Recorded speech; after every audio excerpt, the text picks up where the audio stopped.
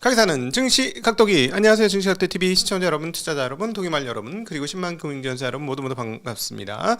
5월 21일 월요일 한국장으로 찾아뵙게 된 각도기 곽산준입니다. 자, 오늘 장 한마디. 아직 버블은 아니나 버블 초입인 듯은 하다라고 말씀드릴 수 있을 것 같아요. 네, 지금 지난주부터 느꼈던 게 이상하다, 신기하다, 99년도에 봤던 흐름하고 비슷한 흐름들이 나오네 였습니다.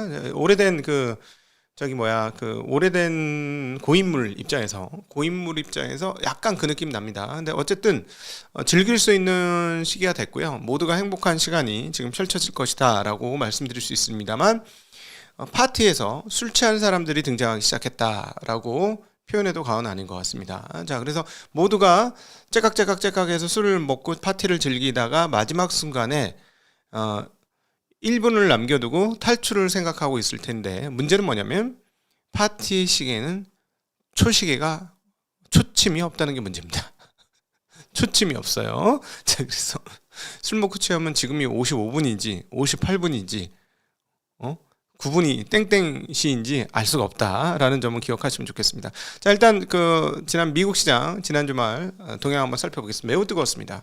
그러나 다우는 그렇지 못했어요. 자, 전통 주식들은 별로 재미가 없는 반면에 다른 주식들은 굉장히 강했는데, 이 강한 것은 어디에서 근거했다? 네, 필라델피아 반도체 지수에서 근거했다라고 보시면 되겠습니다. 지수가 무려 5.5% 폭등을 했습니다. 완전한 폭등이고 종가 고가로 마무리되었습니다. 덕분에 나스닥도 종가 고가로 마무리되면서 사상 최고치의 종가를 기록을 했고요.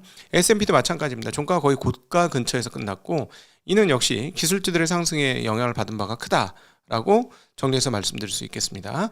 자, 핀비즈를 통해서 한번 흐름을 보면 전체적인 그림새 나오는 거죠. 자, 보시면은 엔비디아가 빠지진 않았습니다만 엔비디아 오른 거는 눈에 안 들어오고요. 좀 보시면 브로드콘 4%대니까 그 반도체 2위 종목이 4%니까 굉장히 큰 폭으로 올랐죠. 그러나 거기서 멈추지 않습니다. 네, 마이크론 테크놀로지가 15.4%, 그리고 AMD 11%, 인텔은 더 많이 올랐고요. 퀄컴도 굉장히 큰 폭의 상승을 했습니다. 덕분에 칩 주식들이 올라가자 오른쪽에 있는 어플라이드 머티리얼스, 그 다음에 램 리서치 등등 장비주들도 엄청나게 올랐고요. 어제 특징적인 건 뭐냐면 소프트웨어 업종들도 올랐다는 것이죠. 자, 오라클, 팔란티어 이런 쪽도 올랐는데, 이제 오라클은 조금 이제 소프트웨어 업체로 보기는 힘들어요. 지금 제가 보기에는 오라클이 꿈꾸는 게 뭘까라고 생각을 해봤는데, 오라클은 제2의 아마존, 제2의 마이크로소프트를 꿈꾸는 것 같습니다. 일단 오픈 AI하고 손잡고 5기가와트 이상의 데이터 센터 구축을 지금 뛰어들었기 때문에, 오라클이 바라고 있는 거는 제2의 제3의 데이터 센터로 등장하고 싶은 그런 욕망이 있지 않는가 하는 생각을 많이 하게 됩니다. 자, 데이터 센터가 지금 떼돈을 벌고 있는 상황이거든요. 근데 왜 이렇게 데이터 센터가 떼돈을 벌고 있느냐라고 보면, 지금 지속적으로 데이터 센터의 사용료가 올라가고 있어요. 그리고 지속적으로 데이터 센터 가격이 올라가니까 칩 구매 의사가 계속해서 확산되고 있는 거죠. 그리고 또 이제 클로드의 등장, 그리고 클로드의 에이전틱 AI의 등장으로 인해서 추론 시장에서 더 큰 연산이 필요하다는 공감대, 그리고 이것이 시장에서의 실적에서의 확인, 그리고 실적에서의 연타석 확인, CEO들 간의, 그러니까 메모리 업체들에서는 실적으로 확인했고, 그 다음에 연산 CPU 칩 회사들한테는 말로써 확인하는 과정을 두 단계를 거쳤습니다. 샌디스크라든가 마이크론 테크놀로지 뚜껑을 따보니까 미국에서 있을 수 없는 PER 배수가 나왔죠. 한 10배도 채 안 되는, 그런데 성장 속도는 몇백 %가 되는, 몇백 %인데 PER이 10배밖에 안 돼? 그럼 다음 분기 때는 이거 PER 5로 떨어지겠구만, 이런 인식이 생긴 거죠. 메모리 업체들이 실적으로 보여줘서 한번 랠리를 뽑고 난 다음에, 그 다음에 실제로 지금 상황이 어때 했더니 리사수 같은 분들이 나오더니 폭증하고 있다, 수요가 폭증하고 있다, 분기별로 막 70%씩 증가할 것이다, 이런 식의 얘기를 하고 있고, 그러면 연산자원에 대한 강력한 요청이 있구나라는 그 인식과 함께 투자자들이 게다가 거기서 뭐가 나왔냐면 캐펙스, 캐펙스 제가 잠깐만 보고 올게요. 보고 조금 이따 다시 보겠습니다. 지금 이 파란 선이 미국 데이터 센터 기업들, 하이퍼스케일러들의 분기별 투자 캐펙스입니다. 캐펙스 증가율을 보세요. 캐펙스 증가율이 무려 91%입니다. 어마무시하죠? 어마무시합니다. 그러니까 갖다 쏟아붓는 거죠. 앞서 모두에서 잠깐 설명을 드렸습니다만 이 이유인즉슨 데이터 센터 가격 사용료를 계속해서 올렸어요. 지난번에 말씀드렸듯이 지난 달에 비해서 26%를 올렸음에도 불구하고 계속 사용한다. 자, 그건 우리가 어디서 알 수 있느냐? 연산 자원을 확보하느냐 확보하지 못하느냐에 따라서 AGI에 도달하느냐 도달하지 못하느냐가 결정될 것 같은 절박함이 AI 기업들에 있습니다. 바로 오픈 AI와 엔트로픽 등등으로 그다음에 제미나이로 귀결되는 그런 기업들의 흐름이죠. 이미 뭐 약간 조금 다른 업체들은 약간 밀린 거 아닌가 할 정도로 이름이 좀 덜 들리죠. 대표적인 게 저도 옛날에 많이 쓰던 퍼플렉서티 이런 회사들은 지금 제가 보니까 자본 싸움에서 조금씩 밀리고 있는 거 아닌가 하는 생각이 들 정도로 얘기가 조금 덜 들립니다. 그 엔트로픽 등장한 이후 확 그렇게 되는 경향성이 있는데 엔트로픽이 구글하고 계약한 금액이 얼마라고요? 27년 내년부터 30년까지 사용하기로 한 구글 데이터 센터의 사용 금액은 2천억 달러입니다. 무려 2천억 달러 1,500원 계산하면 300조 그거는 근데 구글과만의 거래이고요. 아마존하고도 있죠. 그리고 뭐 다른 업체들 그다음에 클로서스하고도 계약을 했습니다. 자, 그래서 도합 3,800억 달러의 이야기가 나오고 있고요. 구글 2천억 달러는 도대체 어느 정도의 캐퍼시티냐라고 보면 구글의 데이터 센터 총 캐퍼시티의 40%를 점유한다 라는 기사가 나오고 있죠. 한 회사가 세계에서 가장 큰 데이터 센터 중에 하나 중에 연산 자원을 40% 사용하겠다라는 거고요. 왜 연산 가격 데이터 센터의 연산 자원 가격이 계속해서 오르냐면 지금 오픈 AI하고 엔트로픽하고 서로 완전 랠리를 하고 있는 거야. 먹고 얼마 더 써? 뭐 이런 분위기예요. 네가 그렇게 나왔어?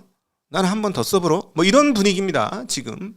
그래서 왜 그러냐면 확보하지 않으면 놓치는 순간 우리는 AGI에 못 간다라는 생각인 거고요. 그리고 결국은 나만 쓸 게 아니고 얘도 쓰고 지금 AI 업체들이 연산이 크면 정확도가 높아지고 더 많은 일을 할 수 있다는 스케일업 법칙으로 완전히 갔기 때문에 여기서 우리가 확보하지 못하면 가격이 더 올라가서 나중에는 더 적은 자원을 더 비싼 가격으로 쓸 수밖에 없다는 절박감들이 지금 통용되고 있는 것이죠. 그래서 지금 이 연산 자원을 확보하기 위한 거대한 활동들이 벌어지고 있고 데이터 센터는 컴퓨터만 설치해 놓으면 사가 되겠다는 사람들이 이렇게 많네. 게다가 자원은 남지. 자, 여러분 A100조차도 가격이 올라간다는 말씀 드렸습니다. A100은 언제적 연산 자원이죠? 6년 전 연산 자원, 6년, 7년 전 연산 자원입니다. 5년 전, 6년 전. 그리고 그다음 최근 거 벌써 한 3, 4년 지난 게 H100입니다. H100, H200. 그리고 작년부터 블랙웰 쓰고 있죠. 자, 그런데 여기에 대해서 젠슨왕은 뭐라고 얘기하고 있냐면 27년도까지 블랙웰 및 베라루빈 수주 총액이 1조 달러에 달할 것이다 라고 1조 달러가 됐다는 얘기는 안 했고 1조 달러에 달할 것이다 라고 얘기했습니다. 자, 문제는 뭐냐면은 27년 이렇게 들으면은 우리가 잠깐 헷갈리는 게 27년까지 그러면 1조 달러 매출이야? 라고 생각하시는데 그거 아니고요. 자, 다시 한번 1조 달러에 달할 거니까 뭐 달할지 안 달할지는 봐야 되고 1조 달러 수주를 했다고 해도 27년까지 다 납품한다는 보장은 없는 거죠. 그렇죠? TSMC의 캐퍼시티 문제로 인해서 TSMC도 엄청나게 코어스 공정을 엄청나게 늘리고 있으나 지금 한계에 도달하고 있어요. 한계에 도달하고 있어서 원하는 만큼 다 못 만듭니다. 자, 그래서 일단 1조 달러 수주를 했지만 27년도에 1조 달러 매출을 한다는 얘기는 아니죠. 그거는 이제 잠깐 구분하셔야 되고 그럼에도 불구하고 그게 뭐 28년이 됐든 언제가 됐든 1조 달러면 우리가 그동안 알고 있는 엔비디아의 마진율을 감안해 보면 1조 달러 매출을 하면 얼마를 남깁니까? 얘네가 적어도 5천억 달러는 무조건이죠. 한 7천억 달러 벌겠죠? 마진율이 그렇게 높으니까 한 6천억 달러대 얼마 버는 게 유력해 보입니다. 그쵸? 와우. 그러면은 얘네 회사 가치는 어떻게 돼야 돼요? PBR 그 영업이익이니까 조금 까면 5천억이라고 치고, 자 그럼 PB 지금 5조면 지금 수주 대비 10배밖에 안 돼. 주가가. 지금 수주가 달성될 것으로 보는 거. 그러면 이 회사는 보통 많이 떨어졌죠. 옛날에 40배였는데 이제는 뚝 떨어져가지고 막 지난번에 20 몇 배까지 떨어졌는데, 그럼에도 불구하고 좋아, 오케이, 20배만 쳐봐. 20배만 치면 얼마가 돼야 된다고? 10조 달러가 돼야 되는 거. 포워드 기준으로. 그죠? 10조 달러가 돼야 된다는 상황입니다. 지금 10조 달러가 돼. 지금 시장은 이 부분을 지금 흡입하고 있다라고 개인적으로 생각합니다. 왜냐하면 앞서 잠깐 말씀드렸지만 메모리 업체들의 실적 증가와 숫자로의 확인, 그리고 그 다음에 CPU 제작 CEO들의 앞으로의 더 증가를 얘기했던 것. 그러니까 CPU, GPU, TPU 모두 연산 반도체 수요가 폭증하고 있다. 그러면 우리 메모리 업체는 좋죠. 메모리 업체들은 각각 CPU, GPU, TPU 옆에 각각 메모리를 붙여야 되는 입장이기 때문에 그렇습니다. 그러면 지금 5조 달러대로 시가총액 1조인데 그러면 얘네가 이 분위기 보면 10조 달러까지 갈 수 있을까라는 거죠. 자, 그러면 과거의 흐름을 한번 볼게요. 지금 제가 이제 약간 버블 초기 느낌 난다고 했는데 실제로 주가 흐름도 그렇습니다. 과거 96년부터 2003년까지의 나스닥 흐름과 지금의 그 나스닥 흐름을 한번 비교를 해봤어요. 네, 지금의 나스닥 흐름을 한번 비교를 해보니까 어떤 그림이 나오냐면 파란색 그림이 96년부터 2003년까지 나스닥 지수의 흐름입니다. 그리고 하얀색 선이 지금 그 MSCI 그 반도체 관련된 흐름이에요. 근데 이번에는 IT 쪽이 아니라 반도체가 확실하니까 그럼 지금 저 자리가 있는데 저 자리에서 지금 고점은 얼마까지 더 들어간다? 한 60% 정도 때 더 올라가는 거죠. 지금보다 한 60% 더 오를 수 있다. 닷컴 버블로 비교를 해본다면, 닷컴 버블은 제가 여러 번 말씀드렸어요. 한 100번은 말씀드렸던 것 같은데 그동안에 방송을 하면서 그때 닷컴 버블이 끝나고 나서 와, 내 인생에 이제 정말 그냥 눈 감고도 최고의 시장이 지나갔구나, 다시는 안 올 것 같은 걸 했는데 지금 그 분위기가 다시 오고 있죠. 저 차트 보면 제가 더 느낌이 더 옵니다. 그래서 제가 버블의 초입 이런 얘기를 잠깐 드렸었던 거죠. 자, 그런데 이제 그때하고 좀 다른 게 있습니다. 그때는 이익이 없었어요. 이익이 없었습니다. 지금은요? 지금은 이익이 많습니다. 예, 이익이 많아요. 그게 이제 가장 큰 차이고요. 이익이 많은 것 중에 하나는 이게 점진적으로 올라가고 있기 때문에 그렇다라는 것이죠. 점진적으로. 자, 그런데 한 가지 앞서 잠깐 하나만 그려봤던 캐펙스 증가 그림 중에 하나 얘기 안 한 게 있어요. 자사주 매입 소각 규모입니다. 자, 하늘색, 연한 하얀색 같은 하늘색 바이백 규모가 64% 감소하죠. 네, 캐펙스를 해야 되기 때문에 지금 뭐 당연하죠. 기업이라는 게 미래 성장을 위해서 투자할 수밖에 없는 거고, 지금 주주 환원도 중요하지만 당장 눈에 보이는 성장이 눈에 보이는데 지금 주주 환원하게 생겼습니까? 그렇죠? 그래서 주주 환원이 떨어지기 시작합니다. 자산 소각이 떨어지는 상황이죠. 네. 자, 그럼 요거를 좀 어떻게 해석할 거냐? 하는 요런 문제가 좀 있습니다, 지금. 네. 그래서 요거를 어떻게 할 거냐 하는 상황인데, 자, 여기서 문제는 얘네들이 그러면 도대체 어느 돈으로 이걸 하고 있느냐 하는 거죠. 어느 돈으로 이걸 하고 있느냐 하는 문제가 있는데요. 얘네들이 결국은 지금 상장된 회사가 아니고 돈을 실제로 벌고 있는 회사가 아니잖아요. 예, 그래서 여기서 이제 제가 보기엔 여기서 이제 균열이 터진다. 이게 이제 버블 끝까지 갈지 안 갈지는 가봐야 알겠고, 근데 문제는 어디서 터질 것이냐? 문제는 결국은 금리 쪽에서 터진다 라고 예측을 하는 게 맞을 것 같습니다. 자, 근데 앞서 잠깐 말씀드렸지만 60%가 더 올라갈 수도 있어요. 과거 96년에서 2004년 사이클로 간다면. 자, 근데 여러분 하나 기억하셔야 될 게 떨어지는 폭도 커요. 떨어지는 폭도 큽니다, 그때. 근데 이제 그때보다는 조금 차원이 다른 게 이익이 있다라는 걸 다시 한번 강조드리고요. 지금 거는 이익이 있다, 그때하고는 차원이 다르다라는 말씀드렸는데, 문제는 뭐냐면 이 이익이 어디에서 나왔을 거냐라는 거죠. 칩 주식들의 이익은 데이터 센터의 매입으로 인해서 나타나는 것이고, 데이터 센터들의 칩 매입은 어디서 나타나는 거냐면 데이터 센터의 사용료가 계속해서 꾸준히 올라가고 있기 때문에 상당한 마진을 주기 때문에 장비만 갖추면 그냥 앉아서 그냥 대동강 물 팔듯이 팔 수 있는 상황이기 때문에 그런 건데요. 자, 그렇다면 그 데이터 센터를 사주는 애들은 어디서 돈이 났느냐라는 거죠. 네. 예, 데이터 센터를 사주는 애들은 어디서 났느냐, 돈이. 자기 돈이냐. 자, 일단 제미나이는 자기 돈인 것 같습니다.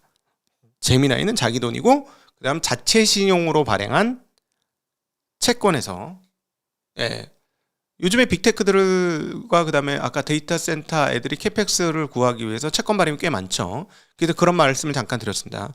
이렇게 우량하고 우수한 회사들이 채권 발행을 많이 하면은 미국 국채는 어떻게 되는 거야? 예를 들어서 한 미국 국채보다 한 2% 더 주는데 아마존이 채권 발행했고 구글이 채권을 발행했어. 그럼 여러분은 뭐 2% 차이는 안 나겠습니다만, 만약에 2% 차이 난다면 미국 국채 사실 거예요? 아마존이나 구글 채권 사실 거예요? 회사채. 아무래도 저 회사 믿을만 하니까 그거 살 수 있지 않겠어요? 그렇죠? 그래서 이제 그 말씀드린 거예요. 이런 식으로 되면은 미국 국채는 어떻게 돼? 자, 미국 국채 가격 한번 보도록 하겠습니다. 지난 주말 사실은 굉장히 안정적인 흐름들을 보여주었었는데 미국 국채 가격이 되게 안정될 것 같은데 그렇게 큰 폭의 안정은 아니었습니다. 여전히 10년물은 4.38%, 자, 30년물은 4.947%입니다. 여전히 미국의 금리 상황은 조금 높죠. 조금 높은 상황입니다. 자, 그러면 국채 금리가 이 정도고, 그러면 회사채 금리는 어떻게 될까? 그걸 한번 상상해 보셔야 됩니다. 회사채 금리가 얼마나 될까? 돈 땡기는 회사들은 회사채 금리로, 자, 구글이라든가 아마존은 뭐 국채 금리에서 뭐 한 1, 2% 정도 더 주면 되지 않겠어요? 자, 그런데 그 외에 오라클 같은 애들이요. 오라클 같은 애들은 어떻게 될까요? 오라클 같은 경우는 금리가 어떻게 될까? XAI는 얼마나 될까? XAI는 12%, 12%입니다. 네.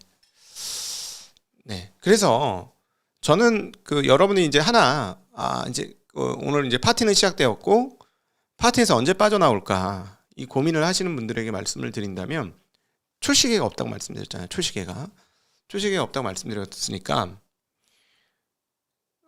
케빈 워시가 저는 개인적으로 금리를 내릴 거라고 봅니다. 노력할 거라고 봅니다. 그런데 일단 우리가 그동안에 계속 보았던 연준 인사들의 의견은 어떻습니까? 금리를 내리지 마. 가 그들의 의견입니다. 함부로 내리지 마라는 얘기고, 대신에 지금 미국 현재 미국 애들이 취하고 있는 태도는 뭐죠? 통화량을 늘리고 있죠. 통화량을 계속 늘리고 있습니다. 엊그저께도 발표됐는데 현재 통화량은 다시 한번 조금 더 늘었습니다. 아주 미세하지만 조금 더 늘었어요. 얘네들이 지금 통화량을 줄이지 않고 있습니다. 6.71달러예요. 반올림에서 6.71조 달러예요. 지난번에는 6.705조 달러였어요. 네, 6.71조 달러로 지금 계속해서 늘리고 있습니다. 자, 그런데 케빈 워시는 이 통화량 증대를 줄이고 금리를 낮추자는 것이고요.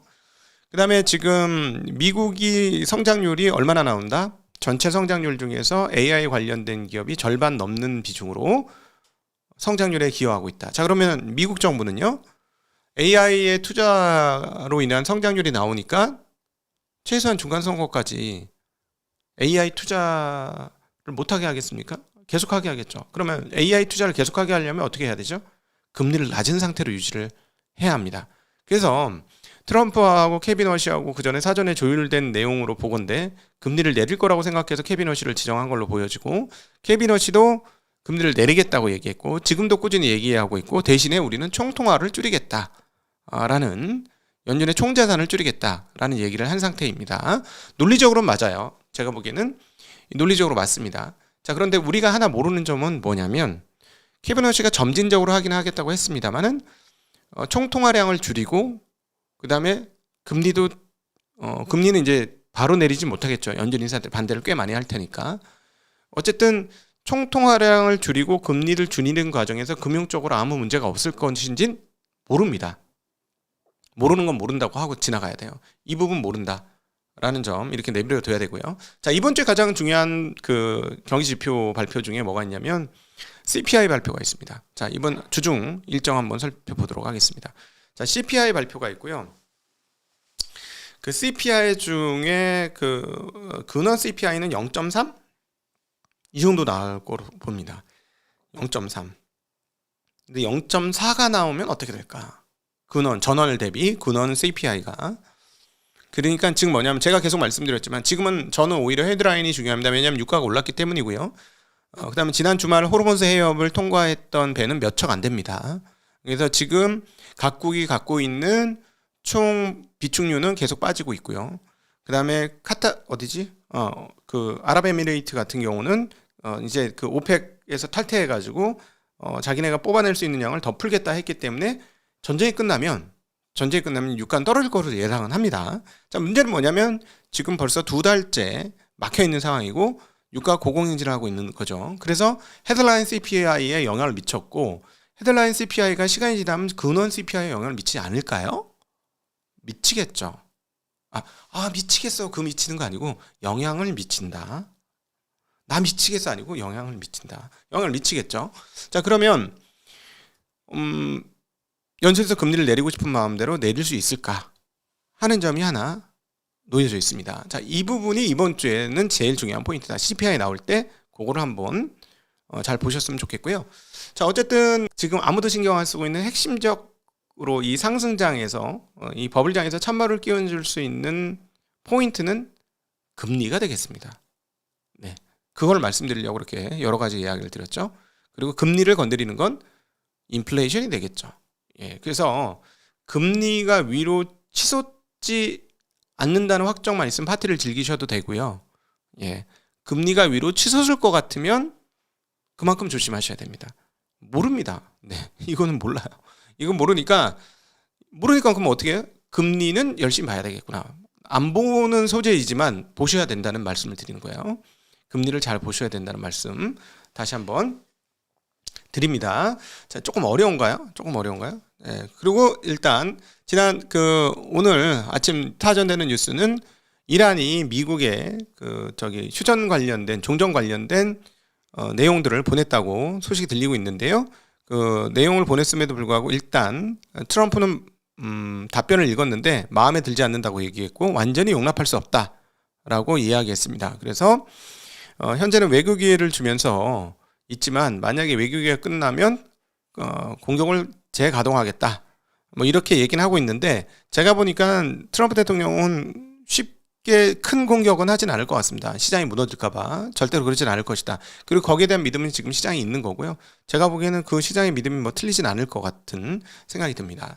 그래서 이번 주 여러분들이 주시하셔야 될 건 지금 다 좋은데 CPI 조금 고민해 보셔야 되겠고요. 일단 지난 주말에 앞서 잠깐 차트를 보여드렸던 대로 미국의 반도체 주식들이 올랐고 메모리 칩은 연산 CPU든 연산 GPU든 연산 TPU든 뭐든 MPU든 뭐든 메모리를 계속 옆에 붙이고 있어야 되기 때문에 메모리의 호황은 지금 뭐 현실이다. 매우 좋은 현실이다. 그리고 제가 주말에 조사한 바로 의하면 삼성전자 풀캐파로 돌고 있다. 예, 가동률이 거의 많이 돌고 있고 삼성전자 보유자분들한테 드리는 더 좋은 뉴스는 파운드리도 돈다는데요. 파운드리도 흑자 전환할 것이 유력시 된다. 라는 소식 전해드리도록 하겠습니다. 자, 금리 봤으니까요. 외환동향 한번 살펴볼게요. 원화는 강세 지난주에 가다가 다시 약세로 돌았습니다. 달러당 1461원 대까지 왔고요. 엔화도 뭐 160원만 지키고 있지 155원 밑으로 빠지진 않습니다. 얘네도 근데 금리 올려야 되는 상황이고요. 그 다음에 하반기에 금리 올릴 곳이 어디죠? 가장 유력 유로입니다. 네, 금리 올릴 게 가장 유력하고요. 원은 이미 현재 그 국채금리 보시면 나중에 국채금리 한번 보여드릴 텐데 한국의 국채금리가 지금 미국의 국채금리 근처까지 붙어 향하고 있어요. 4% 근처까지 왔거든요. 10년물이. 그래서 우리는 금리 인상이 거의 뭐 기정사실화되고 있다라는 점은 기억해 주시면 좋겠습니다. 물론 한국 금리가 오른다고 지금 오늘 저희 설명드렸던 건 미국 금리 기준으로 말씀드린 거지 한국 금리는 뭐 오르나 안 오르나 그렇게 영향을 미치는 건 아니에요. 한국 국내 경기에는 영향을 미칠 수 있지만 그리고 국내 레버리지 자산에 영향을 미치겠죠. 근데 뭐 미국의 어떤 것 뭐 이런 지금 데이터 센터 흐름 거기엔 영향 없습니다.